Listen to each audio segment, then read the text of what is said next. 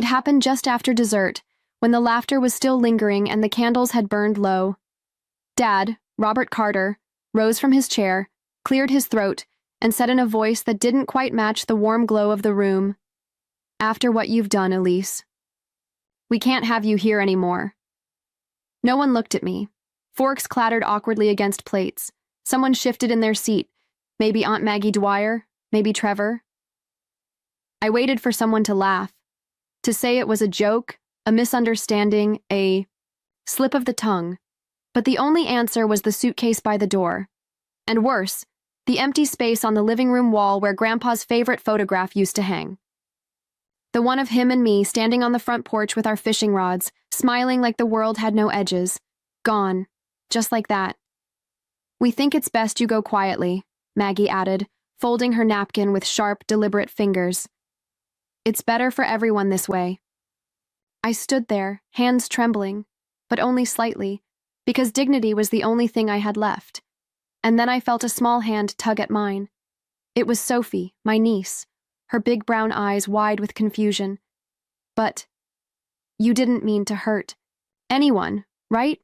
she whispered, her voice small enough that maybe no one else heard. I squeezed her hand once, gently, before someone, probably her mother, pulled her away. No screaming. No pleading, no grand speeches, just the sound of my own heartbeat thudding in my ears as I picked up the suitcase and stepped into the cold night air. Behind me, the door clicked shut. Locked. Final. The stars above were silent witnesses. I left, carrying nothing but a suitcase, and a question that no one dared to answer. The next morning, my phone buzzed with a single text from Sophie. "Stay away. It's bigger than you think."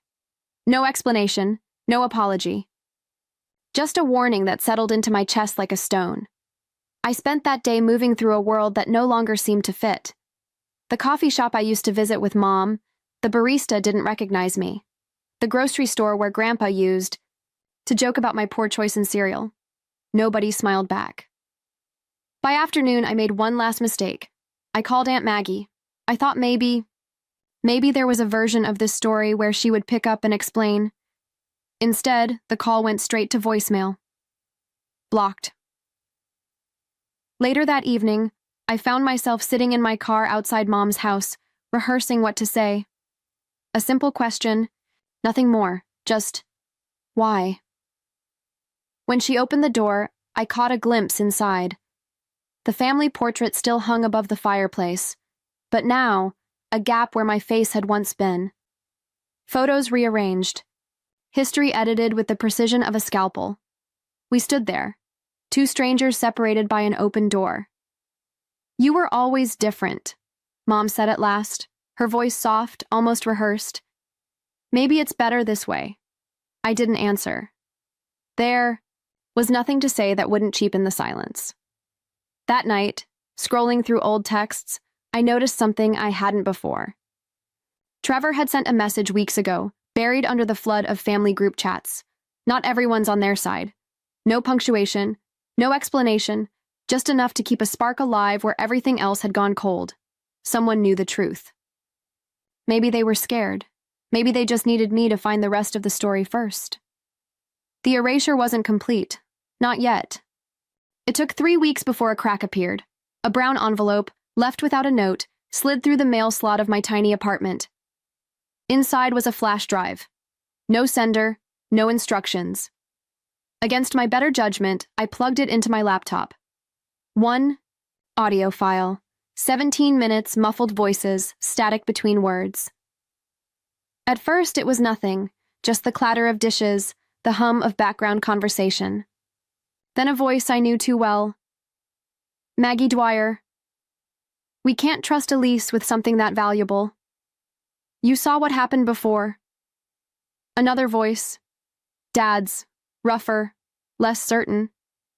"She's still family." Maggie cut him off sharply. "Family doesn't betray blood. Grandpa's house needs to stay with us, not with someone who'd sell it off to the highest bidder." There it was. The lie, planted neatly, watered with just enough doubt to grow, except there had never been a sale. No betrayal. just whispered poison, spreading while I was too busy trusting. The recording ended before any names were mentioned. No direct orders, no clear conspiracy, just enough to prove what I had feared. The story had been crafted, deliberate and slow, until it hardened into truth. But it wasn't just Maggie's voice that caught my attention. In the background, faint but there, I heard Trevor Dwyer laughing softly at something. He wasn't an innocent bystander. He was part of it. And if Trevor was in on it, then the stakes weren't just sentimental. They were financial. A house tied to Grandpa's estate wasn't just a family relic. It was prime real estate in a town climbing in value every year. Whoever controlled the narrative controlled the inheritance and the future. I sat back in my chair, the room spinning, slightly. They hadn't just pushed me out of their hearts. They had pushed me out of the legacy Grandpa wanted me to protect. And the worst part was, they almost succeeded. 2 days later, I found the final piece of the puzzle tucked away in the county archives, an official copy of Grandpa's will. Neat, notarized, binding, and tucked into the fine print, almost invisible to an untrained eye, a clause: primary residence to be transferred to the family line deemed most responsible for maintaining family tradition and stability. No name, no direct inheritance, just a vague, weaponizable sentence, waiting for someone ambitious enough to twist it. Someone like Maggie Dwyer. I flipped through the accompanying documents, my fingers steady even as my stomach churned. Maggie hadn't just accused me of betrayal to protect Grandpa's memory. She had done it because the house was her last chance at mattering. It wasn't about money, not really. It was about standing on that porch, hosting holiday dinners, claiming the Carter legacy as her own, and she wasn't working alone. Further, back in the file was a notarized statement, filed by Trevor Dwyer, citing concerns over my alleged history of irresponsibility and absence from family affairs. A calculated move to paint me as unstable, unreliable, someone unfit to carry on the Carter name. Trevor stood to gain too. Maggie would get the house. Trevor would secure the investments Grandpa left behind, accounts tied to the properties, i.e., deed, accounts no one had bothered to mention. The betrayal was bigger than I'd imagined. It wasn't about one house. It was about control, status, and legacy. The worst part? They hadn't even needed real evidence. Just enough whispered doubt to plant the idea, and enough silence from the rest of the family to let it grow. As I left, the courthouse, the late autumn wind sharp against my face, I knew one thing with a clarity that stunned me. They had fought to erase me, to rewrite me as the villain in their story, but they forgot one simple rule. I knew how to read the fine print, and I wasn't done yet. The first step was simple: disappear in plain sight. I stopped showing up where they could see me. No more grocery store runs at familiar places. No more lingering glances at the house on Willow Creek Lane. Instead, I enrolled in night classes. Real estate law, probate court procedures, property acquisition strategies. I sat quietly at the back of classrooms filled with eager 20-somethings, taking notes by hand like it was my only lifeline. Meanwhile, I watched and waited. Through public records, I confirmed what I had suspected. The taxes on Grandpa's house hadn't been paid in nearly 3 years. Maggie and Trevor had fought so hard to claim the home, but in their arrogance, they forgot the most basic rule. Ownership isn't just about blood, it's about paperwork. A foreclosure notice was inevitable. I started gathering funds quietly. Sold off old jewelry, picked up extra shifts, took consulting work under a different name. The money grew slowly, then steadily. Still, a shadow loomed. There was an option. One of the professors mentioned it offhand one evening, a loophole involving property liens and early bidding at pre-foreclosure auctions. It wasn't illegal, but it wasn't exactly something you bragged about at Thanksgiving, either. If I moved first, I could secure the property before it ever hit public auction. I could own it outright, and legally, before Maggie even realized it was slipping through her fingers. It would be quiet, clean, brutal, but it would mean stepping into the same world of technicalities and silent moves they had used against me. I spent a week agonizing over the decision. Every time doubt crept in, I pictured Grandpa's laugh, the way his hand ruffled my hair when I came home from college. He hadn't cared about titles or technicalities. He had cared about heart, and I remembered Mom's face that night at the door, so calm, so certain, as she erased me with a few soft-spoken words. They had made their choice. Now I was making mine.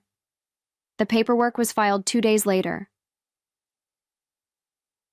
By the time they would realize what had happened, it would be far too late. 3 months later, the invitations went out. Celebration of Heritage, the glossy cards read, complete with a picture of Grandpa's house bathed in sunset light. It was Trevor's idea, a symbolic gesture to honor family traditions by officially passing the house into his name. Of course, the family hadn't paid the back taxes. Of course, the foreclosure process had continued quietly behind the scenes. Of course, they had no idea that the house had already changed hands. I drove by the day of the party, slowing just enough to watch the guests gather. Balloons bobbed lazily against the porch railings. Cousins I hadn't seen in years milled about the lawn, balancing paper plates piled high with potluck casseroles and store-bought pies. From across the street, I spotted Maggie, her smile broad but brittle, moving from group to group like a politician, at a fundraiser. She wore Grandpa's old watch on her wrist, the one he said he'd leave to me one day. It looked out of place, gleaming and stiff against her skin. At the edge of the yard, near the rose bushes, Robert Carter and Trevor stood locked in a quiet but heated conversation. Even from a distance, the tension was visible, the tight fists, the clipped gestures. It wasn't about family. It was about control. I stayed hidden behind the wheel, sunglasses on, window cracked just enough to catch the sound of distant laughter. At some point, Mrs. Lillian Brooks, the old neighbor, shuffled past my car. She paused, squinting through the windshield. Recognition flickered across her face, but she said nothing. Just tipped her head slightly, the barest nod, before moving on. Maybe she knew. Maybe she understood that sometimes you have to lose everything you thought mattered before you can reclaim what truly does. The sun dipped lower. Music spilled from the open windows, mixing with the sharp scent of barbecue and cut grass. The house stood proudly in the center of it all, dressed up and polished, as if it belonged to the people who had abandoned its true heart long ago. They thought they had won. They thought they were celebrating permanence. But underneath the fresh paint and the borrowed memories, the ground was already shifting, and by the time the first toast was raised, there would be no ground left to stand on. I didn't wait for the speeches to end. I parked 2 blocks away, walking the rest of the distance with my head high, papers tucked neatly inside a simple leather folder. The house glowed under the porch lights, laughter spilling down the front, steps like a waterfall too bright, too loud. As I stepped onto the front lawn, a woman at the door, maybe a second cousin, maybe a new girlfriend, caught sight of me and waved. "Deliveries around back," she called out, her voice cheerful, oblivious. For a moment, the universe held its breath. I kept walking, slow and deliberate, my heels crunching the gravel as I approached the porch. Inside, Maggie clinked her glass against Trevor's, raising a toast so loud even the neighbors probably heard her. To family, to legacy, to the next generation of Carters. She didn't notice me at first. Neither did Trevor, grinning like a boy who had just won a prize he didn't earn. It wasn't until Robert Carter turned toward the door, old instincts sharper than pride, that the party stilled. He stiffened, one hand still curled around his drink. Maggie's smile faltered. "Elise?" she croaked, the name scraping out like it hurt her throat. I stepped fully inside now, the cool air of the house wrapping around me like an old familiar coat. Beside me, James Whitmore, calm and composed as ever, unsnapped the folder, pulling out a single heavy document. I didn't speak, didn't smile, didn't explain, just let the deed hang there between us, undeniable and final. Trevor blinked once, then twice, like a man realizing too late that the bridge under him was already burning. The silence spread across the room, brittle and absolute. For one heartbeat, Everything they had built on lies and assumptions trembled, and then it began to crack. The room didn't explode. It crumbled. Maggie was the first to recover, lunging toward the folder in James's hand, her voice sharp, desperate. "This isn't valid. There's a clause. Grandpa's will. It names our side of the family." She fumbled in her purse, pulling out a crumpled copy of the old will like a magician unveiling a trick already spoiled. James didn't flinch. He calmly produced another document, stamped, signed, recorded at the county office 2 months prior. "That clause only applies if taxes and upkeep are maintained," he said, voice low, almost apologetic. They weren't. The property entered foreclosure. Ms. Carter acquired it legally through preemptive rights. A few cousins gasped softly. Someone dropped a plate. Trevor opened his mouth, searching for words, but nothing came out. Across the room, Dad, Robert Carter, set down his drink with slow, deliberate care. He didn't argue. Didn't ask questions. He just looked at me. And in that look, I saw everything he never said the night they locked the door behind me. Regret, shame, recognition. For a long moment, no one moved.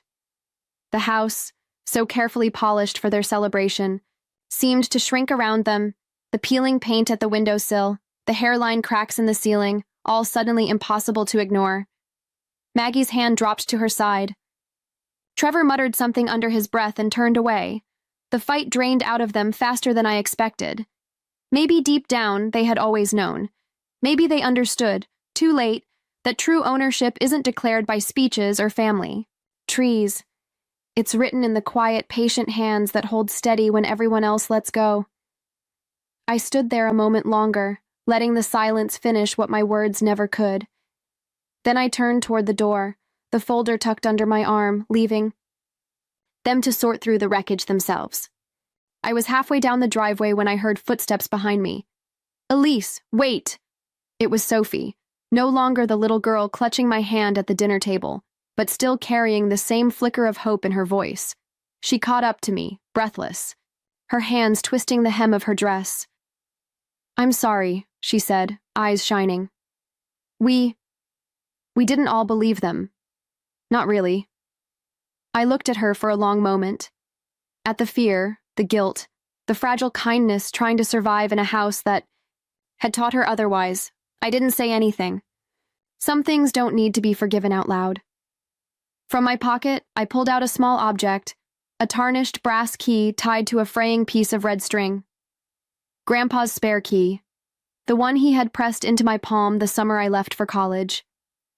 Crossed the lawn, past the sagging porch steps, and tucked the key carefully under the welcome mat, not because I expected to return. Not because they deserved it, but because some memories deserve to be left in the soil where they were born, not uprooted and dragged into new battles. Sophie watched silently, tears slipping down her cheeks. I gave her a nod, small, steady, then turned away without looking back. The night had deepened, folding the house into shadow. As I reached the street, I allowed myself one last glance over my shoulder. The house stood where it always had. But it felt different now. Hollow, unfinished, like a story missing its ending. Not every scar fades. Some simply grow quieter with time, and some goodbyes echo longer than the words themselves ever could.